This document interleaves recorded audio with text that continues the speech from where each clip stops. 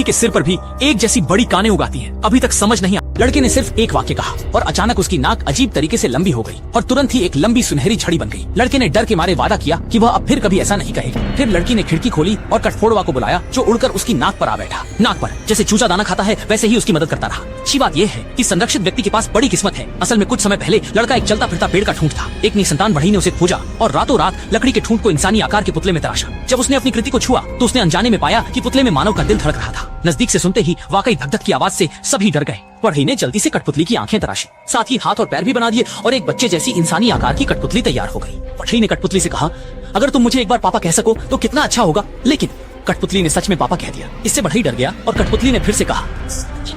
तभी बढ़ई ने विश्वास किया कि यह सब मिरलॉन्ग द्वारा रूपांतरित हुआ। इस जीवन में कभी पिता न बनने के कारण वह बेहद खुश हुआ और खुशी में अपनी इकलौती संदूक को भी हटा दिया। लाड़ी के बच्चे के लिए एक नई पोशाक बनाई। बढ़ई ने उसे सावधानी पूर्वक चलना सिखाया। अनजाने में लकड़ी के पुतले ने पहले ही अपने आप चलना सीख लिया था। जब बढ़ई मुड़ा तो उसने देखा कि लकड़ी का पुतला काफी दूर भाग चुका है और बढ़ई उसको उनके साथी के सिर पर भी एक जैसी बड़ी कानें उगाती है। अभी तक समझ नहीं आया कि क्या हो रहा है। उनके शरीर में अचानक बदलाव आ जाता है, उंगलियां गायब हो जाती हैं और काला बाल उगाता है। दो पैरों में धीरे धीरे बदलाव शुरू हो जाता है। चाहे वे कितनी भी कोशिश कर लें, कुछ नहीं होता। एक अजीब बूढ़ा दरवाजा तोड़कर अंदर आता है और उनके साथ मारा जाता है। दो गधे बूढ़े के सामने प्रकट होते हैं। दरअसल अजीब बूढ़ा बच्चों को धोखा देकर उन्हें गधा बना देता था ताकि भारी मुनाफा कमा सके। बेचारी कठपुतली आदमी को सर्कस के मालिक ने पसंद किया और उसे जंगल में बांध दिया गया।